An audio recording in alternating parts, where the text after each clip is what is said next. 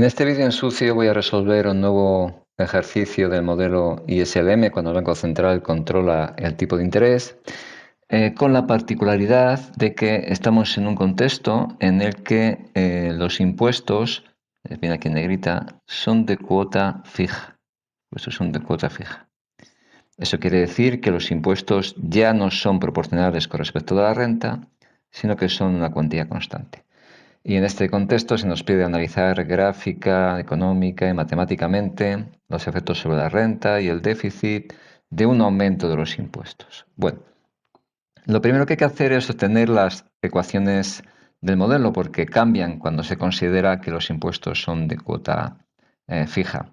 Para esto os animo a que enlacéis con un vídeo en sucio, cuya pestaña tenéis en la parte superior del vídeo ahora, en el que se explica cómo conseguir estas nuevas ecuaciones, aunque esquemáticamente es sencillo. Hay una primera cuestión que tenemos que operar, que es obtener la nueva expresión de la recta IS. Para eso tenemos que ser conscientes que la expresión consumo, la renta disponible, se ha afectado por cómo se modelicen los impuestos, con lo que operando tendríamos esta expresión de la función consumo, que añadida a la inversión y al gasto, tendríamos esta expresión, aquí, esta expresión de la demanda, donde la principal particularidad es que este término que tenéis en rojo aparece el menos T multiplicado por C sub I, es un elemento novedoso, por eso lo llamo demanda autónoma prima. Sigo operando, obtengo el equilibrio y obtengo la expresión de la renta de equilibrio en mercado de bienes, donde hay otra particularidad y es que este término es el nuevo multiplicador. Por eso lo llamo alfa prima. Fijaos que no aparece T sub I, porque T sub I ya no está en el modelo. Con lo que operando obtendríamos la expresión de la recta IS con la particularidad de que este es el multiplicador prima y esto es la demanda autónoma prima. La segunda cuestión a considerar es que la expresión del déficit también cambia porque los impuestos ahora son de cuota fija y por tanto dejan de depender de la renta.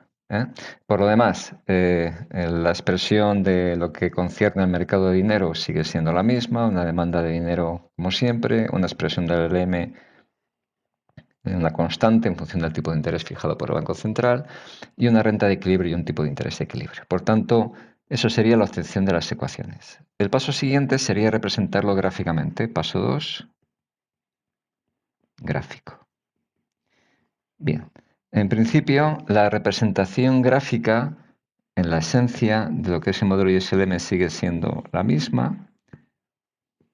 La LM es totalmente horizontal, tipo de interés fijado por el Banco Central, y la IS sigue teniendo pendiente negativa y ordenada en el origen positiva, con lo que en esencia gráficamente aparentemente no ha cambiado. Sí ha cambiado la expresión del déficit, porque ya no depende de la renta, no es más que la suma de tres constantes. Y si voy a suponer inicialmente que estamos en equilibrio, fijaos bien, lo que estoy diciendo, voy a marcarla en otro color, voy a marcarla en color verde, lo que estoy diciendo es que la expresión del déficit coincide con el eje de abscisas, porque inicialmente voy a suponer que está en equilibrio. Fijaos que la pendiente es cero porque no depende de la renta. Bien, partiendo de esta situación, tendría el paso 3, sería caracterizar la situación de partida, la situación de inicio, punto sub cero, equilibrio en el mercado de bienes, equilibrio en el mercado de activos, equilibrio presupuestario, y partiendo de esta situación, el problema me dice que analice un aumento de los impuestos. Bueno, un aumento de los impuestos, lo que me está pidiendo es que analice el aumento de los impuestos de cuota fija. Bueno, pues el paso 4 sería hacer el análisis económico.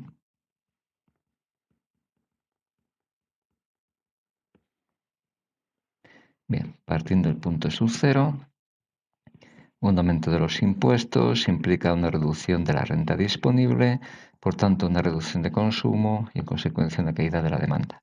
Esto provoca que para la renta inicial haya exceso de oferta de bienes, con lo que aumenta las existencias, con lo que la reacción de la economía es reducir la producción.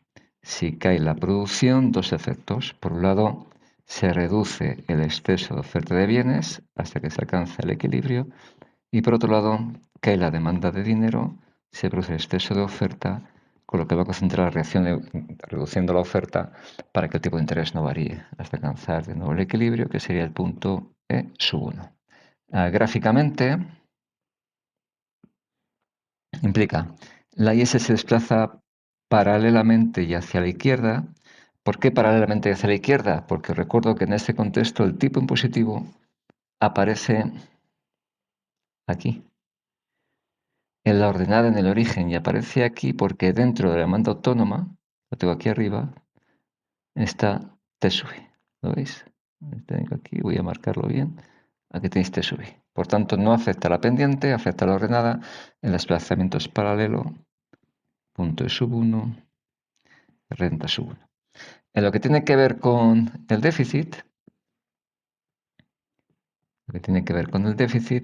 un aumento de los impuestos implica un aumento de los ingresos y, por tanto, una reducción del déficit, con lo que, como estamos en una situación de equilibrio, pasamos a superávit. ¿Qué color represento? Pues el déficit pasa de F1 a tener la situación de superávit, se desplaza hacia abajo, de forma paralela porque la pendiente del déficit es cero. ¿Vale? Y ahora quedaría analizar solamente el efecto matemático. Paso 5. Análisis matemático. La variación de la renta, que la tengo aquí, la renta de equilibrio. Fijaos, el déficit le tengo, pero el déficit, los impuestos lo tengo, voy a poner otro color, rosa. Los impuestos están aquí adentro, con lo que alterarán a la renta en función de alfa y lo que cambia la demanda autónoma. Por tanto, tendré que la variación de la renta será igual a alfa por lo que varíe la demanda autónoma. Y la variación de la demanda autónoma, fijaos, lo que varía la demanda autónoma es C sub I por lo que varían los impuestos con el menos delante, es decir, será menos C sub I por la variación de los impuestos, con lo que la variación de la renta será menos alfa C sub I variación de los impuestos. Como los impuestos han aumentado, esto es positivo y tengo menos delante, la renta disminuye en toda esta cuantía. Y en cuanto al déficit, como el déficit se ve afectado directamente por la cuantía de los impuestos con el menos delante, la variación del déficit será igual a la menos variación de los impuestos. Si esto aumenta, tenemos que el déficit mejora. Por tanto, los efectos finales, que podría ser una especie de paso 6, sería, por un lado, que la renta disminuye y, por otro lado, que pasamos a una situación de superávit presupuestario. Y no tiene más. Teniendo claro que las ecuaciones varían, pues es sencillo de analizar.